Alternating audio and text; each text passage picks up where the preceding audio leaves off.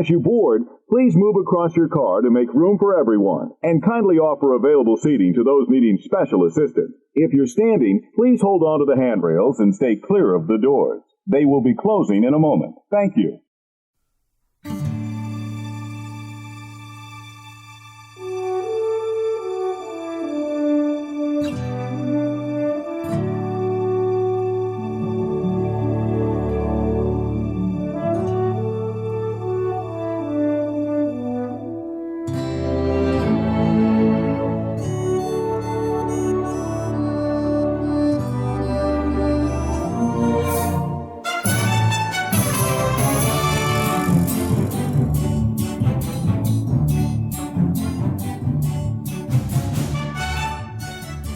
Hey, howdy, hey, and welcome to another episode of Disney Assembled. I'm Troy. And I'm Mimi. And we are your happy little father-daughter podcast, here to create joy and share our love for all things Disney. Disney Assembled is sponsored by our patrons over on Patreon, Brenda, Danny, Connie, and Andrew. Yes, thank you very much. If you would like to join them and become part of our Patreon member family, head on over to our website, DisneyAssembled.com, and click on the Become a Patron button, or you can go to Patreon.com. Just do a search for Disney Assembled there. Membership starts as little as $2 a month, and it goes a long way in helping us keep the show going.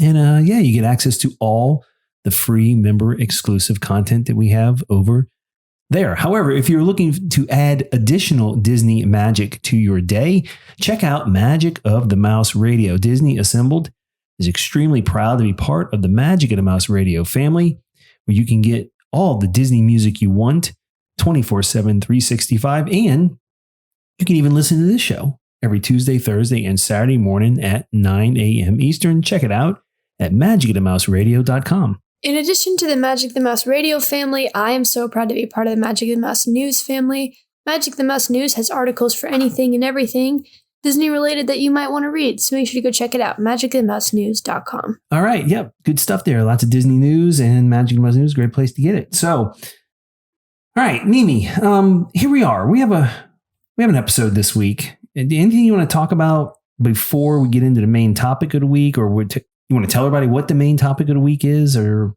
you want to? Yeah, go ahead. And so we are going back to that series we started a little while ago, and we're finishing the Ride Crusher Vibe Chaser Guide to Epcot. Yeah. So we have Hollywood Studios and Epcot left. We're doing Epcot today. If you go back a few weeks, you'll find the Animal Kingdom and Magic Kingdom versions. And I think we're going to talk about Ahsoka a little bit. Yeah, so the Ahsoka series, which was highly anticipated, started this past week.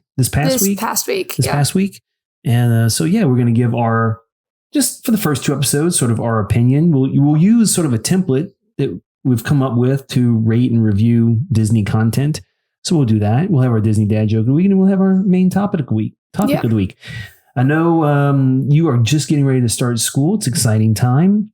Senior year. Congratulations. Thanks. College right around the corner.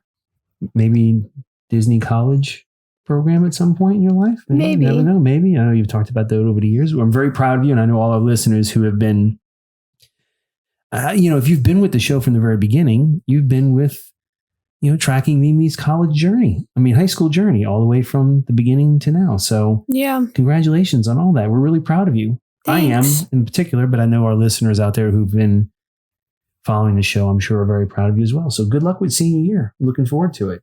All right. Let's talk about Ahsoka. Now, please. In the dozens, if not hundreds of characters in the Star Wars universe, where does Ahsoka as a character rank for you? Is it near the high, low, medium? What are your thoughts on that? I think she's a fantastic character. I think that she has this strength about her that you don't really see in other characters. She's just very calm, very collected. She doesn't panic. And we've even seen the Mandalorian panic, right? I'd give her an 8. I really, really like her character, but I think what makes her so powerful is her connections with other people. And I think the supporting characters in Ahsoka are what's making it so powerful. Yeah. So one of her great qualities is her empathy and her willingness to always be sacrifice for others and do for others. And I would say, just off the top of my head, Ahsoka is probably a top 10 character for me in the Star Wars universe, maybe in the top 10. Maybe that's an episode we should do, is count down our top 10 favorite Star Wars characters in the Star Wars. We'll do that at another time.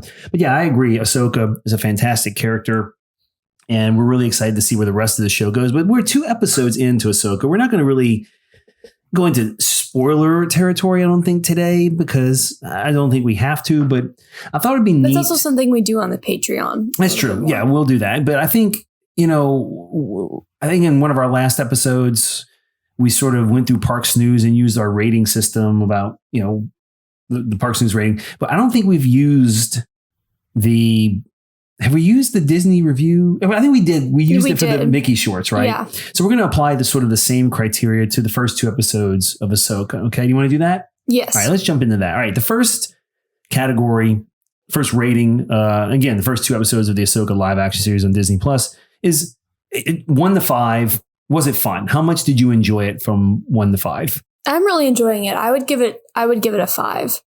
I'm really, really liking it. I'm enjoying it too. I'm not going to give it a 5 yet. I'm going to give it a 4. I am enjoying it a lot. I would say that I don't know if it fits in the other categories, so I'll just mention it now. Actually, no, I'm going to wait because my very minor critique pops up in another category that we're going to talk about here in a minute. But I'm going to give it a 4 out of 5. Fun. All right, character development or character driven. In other words, how much are the characters driving the story and making it enjoyable from a rating of 1 to 5? I think, the whole plot so far is about the characters. I'd give it a 5. I love the idea that it's not about Clone Wars, but it also doesn't ignore, or Rebels. Yeah, not Clone Wars. It doesn't ignore Rebels. And I think that adds a really nice touch to this show. So I would also give the character development like a 5.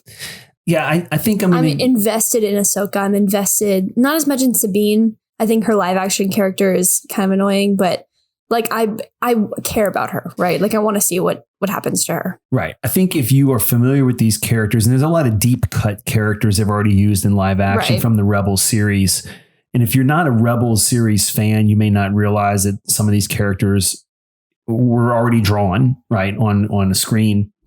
I'm going to give it a 4 also. I like it so far, but again, I think there's still some character development that still needs to take place to get me to a 5, but still but very good. Also on 4 is very good. Episode 2. Right. So what a 4 is a very good rating, but I'm going to leave room for growth there. The conflict is not interpersonal with characters, and I see it on its way. It just hasn't happened yet. Right. So, right. The third category is sort of the pace or flow of the story in the first 2 episodes. I think I would probably give it a 4. The first episode, although needing to be very expositional, was kind of slow. It was also an hour long, so it's like 20 minutes longer than the second episode. And it just didn't flow by as quickly as I thought it would. The second one did. So I'd give it a 4. Right. I'm going to give this a 3 because this is the area that I think I've even told you before that I'm really struggling with. There is action, but there's a lot of dialogue, heavy scenery, not a ton of action. There is action, but it's not, one action scene after another, which it can't be, I get. But when the characters are speaking to each other, I find there to be some really odd, I would say, timing of how it's being cut and edited. It's like there's these weird pauses just momentarily. Like the conversations between characters don't seem to flow naturally. And it also feels like it's like an editing problem. Yeah. And it also feels like the characters are not using any real inflection in any of their dialogue. Like every piece of dialogue seems to be delivered in the same sort of tone and the same sort of, it's like it's very monotone, right? It almost feels like they're reading off of a page Yeah. in some regard. So the flow to me is a little, quite frankly, it's a little slow. I mean, a couple episodes, especially the first one, I mean, I started fading a little bit during that one. I was like, man, they really need to do something to perk this up because I'm invested in this and I like the character, but they've got to show me something that's going to keep me interested. So again, I think this is a typical Dave Filoni way of directing. Even with the Rebel series, it started a little slower and then it picked up tremendously. I suspect that Ahsoka will pick up tremendously in its pacing and the flow of the story. But in the first 2 episodes, I find that to be the biggest criticism is the pace and the dialogue. Yeah. I wanted to see generally more like puzzle cracking, I guess. I don't really know how else to like puzzle solving. I don't know how else to explain out of Ahsoka because like, I'm not going to like spoil it, but like you see it with Sabine, but like Ahsoka Tano is very smart.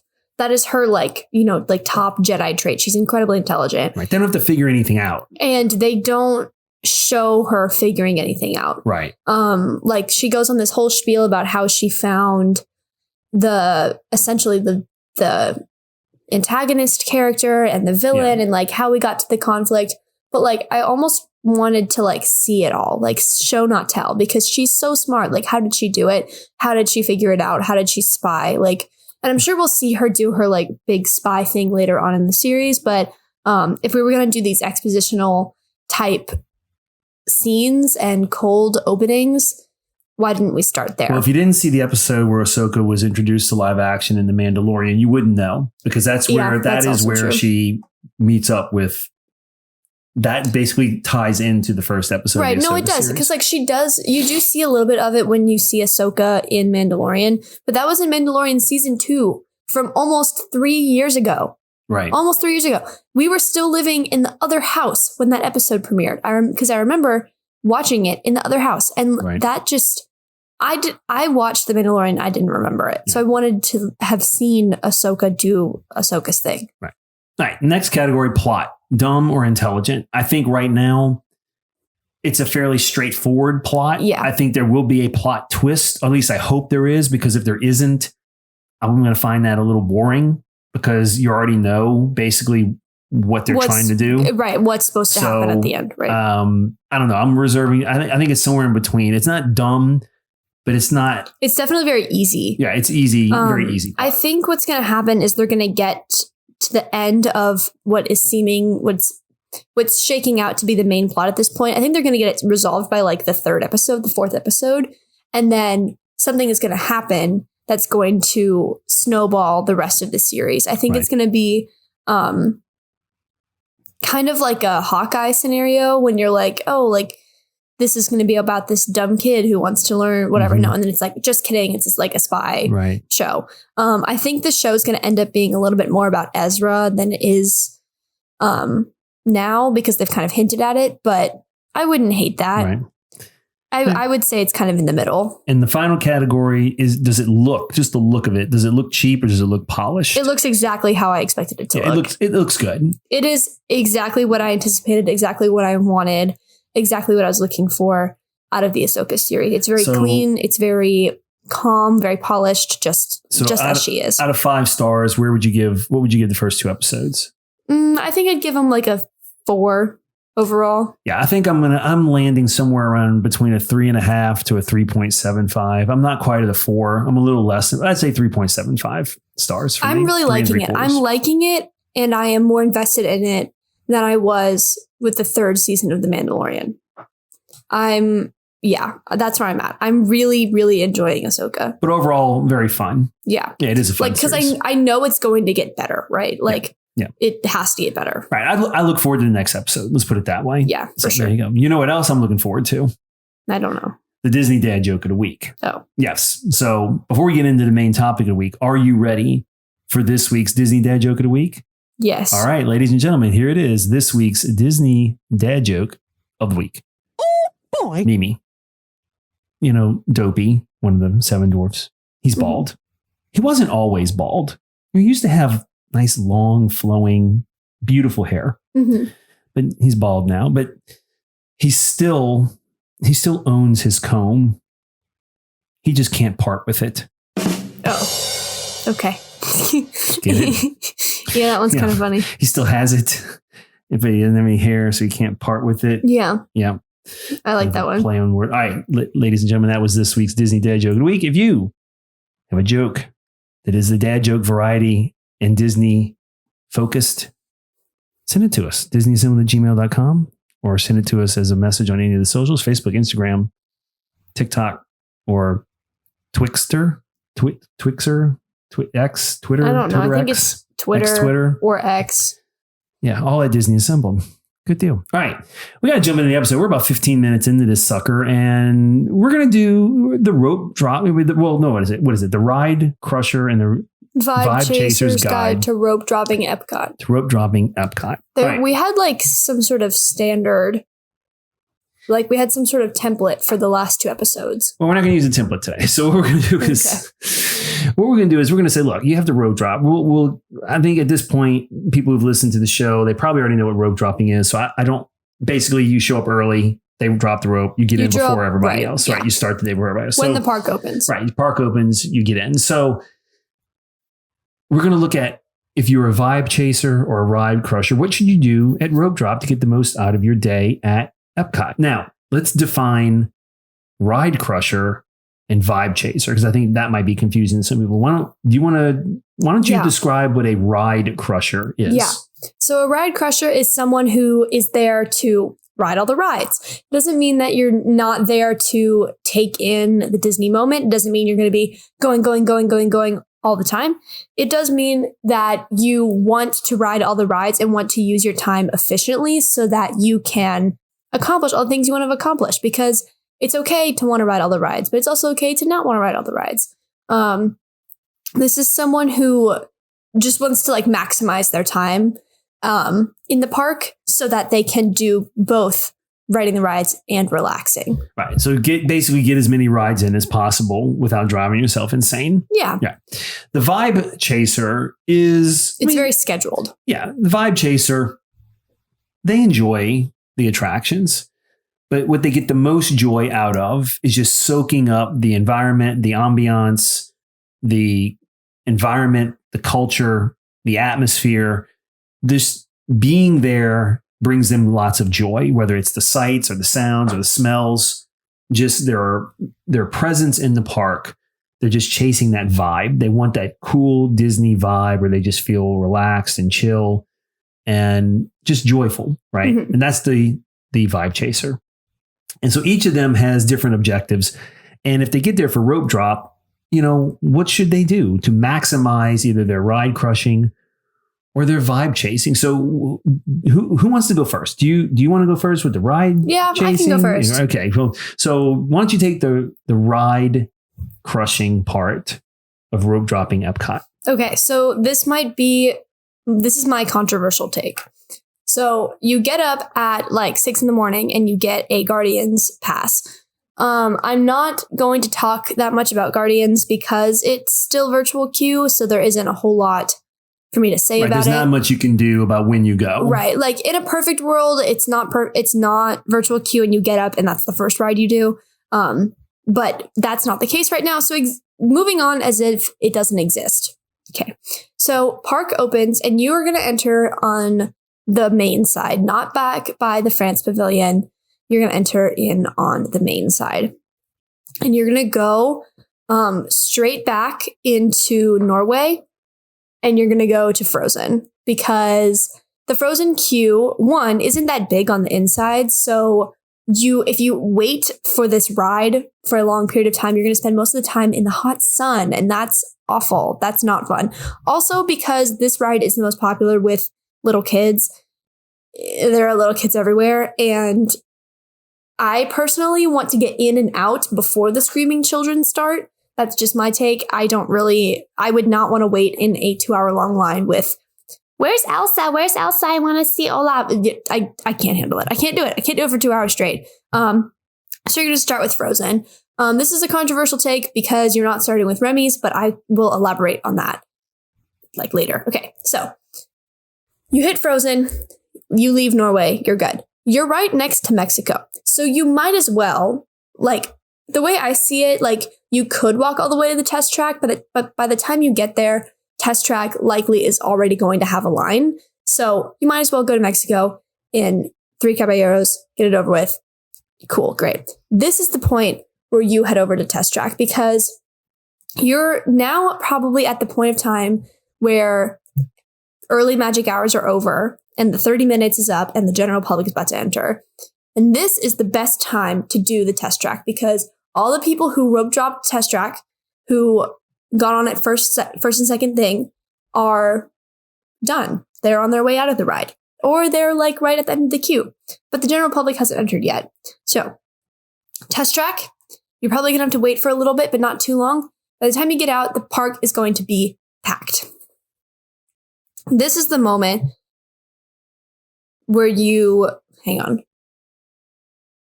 I lost the map of Epcot in my head.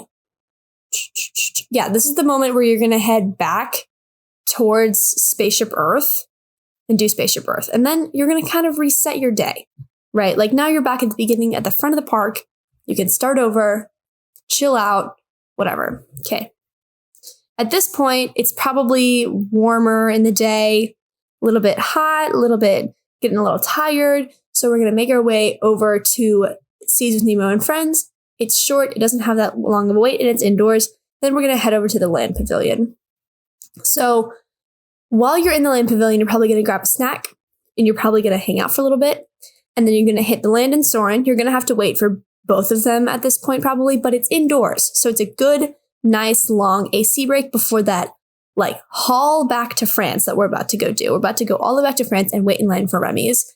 And I am the first one to complain about the Remy's queue. But this ride is the one that's worth waiting for. And because it is so far away from everything else, the way I like, if you rope drop Remy's, you get off of it and then you have no time left to do anything else because you have to walk like all the way to another attraction. So you end with Remy's. And am I done? I don't know. Are you done? I think I'm out of rides. Okay. Well, that's good. You've done all the rides. You've crushed them, right? Yeah. So end with Remy's. By the time you get off of Remy's, it should be like mid-afternoon-ish. Yeah, about mid-afternoon-ish. And then you can hang out in France. What a cool place to be. Right. I think if you're going to crush rides at Epcot, like you said, you have to have a plan for what you want to start with. And the longest lines are typically either Soarin', Remy's, Frozen, or Test Track. Guardians, like you said, is a virtual queue. So your advice is go to Frozen first. I think you can go to any one of those. Just pick the one. If you're a thrill rider, then maybe you want to go to Test Track first. If you got little kids, then maybe you go to Frozen first. You know what I'm saying? I think you should do Frozen first regardless because those little kids can be brutal when they're yelling. Right. It's just so tiring. And you can always single ride or Test Track if that's what you wanted to do or something like that, if you were able to do something like that. But there are ways to crush the rides at Rope Drop at Epcot.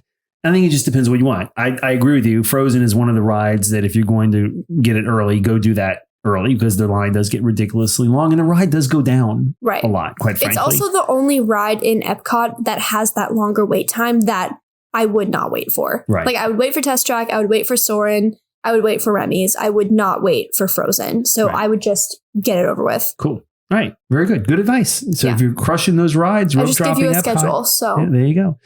Follow my schedule. Now, for me, I'm going to do the vibe chasing. And for me, if I'm going to vibe chase at Epcot, I'm not going to enter Epcot at the main entrance. I'm going to enter at the International Gateway by France. I'm going to come in either through the Skyliner or in one of the Friendship boats, and I'm going to enter back where France is.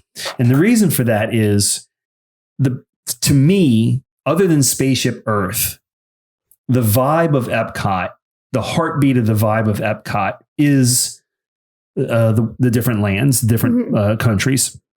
And so I'm going to come in through International Gateway near the France Pavilion. And even though I am vibe chasing, if I'm rope dropping and I can get in there early, I might jump on Remy first because it's pretty much the only other than Frozen, which I could take or leave, and I can even take it or leave it with the Three Caballeros, but the line for that is normally not very long at all. Right. Ever. No, yeah. I think I think you can still be a vibe chaser and do attractions. So I would enter through the vibiest of entrances. Yeah. And I might do Remy's first just to get an attraction in as part of my vibe for the day. I might circle back and, through Canada and the UK area. And I would take my time going around the World Showcase, visiting the different countries, maybe sampling some food here and there, listening to the music, visiting the different shops and getting a sense of culture.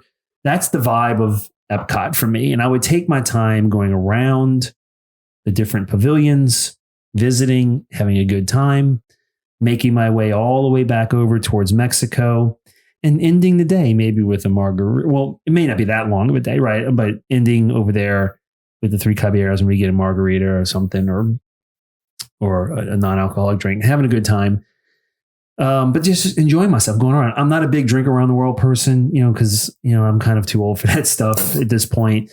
But it could be fun. It could be part of the vibe. If you're a younger adult and that's something that you want to do, then certainly doing something like that could add to your vibe chasing of the experience, which is cool. Yeah, because eating or drinking around the world is the experience, right? It's designed for you to do that. Now, the other part of the vibe chasing at Epcot, you might take a break in the middle of the day because if you've gone through the World Showcase, I would say the next best vibe of Epcot is in the evening for the fireworks show and the Epcot Forever show.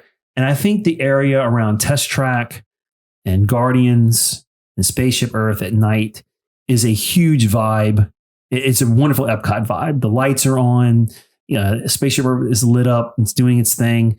I think, if you could take a break during the day and then going back at night or just staying all day, if you're going to do rope drop to close, that's a long day. But it's a long day at Epcot. Certainly there's a vibe around there at that time. The other piece of the vibe of Epcot is also, and again, the way it's laid out makes it very difficult for this to flow.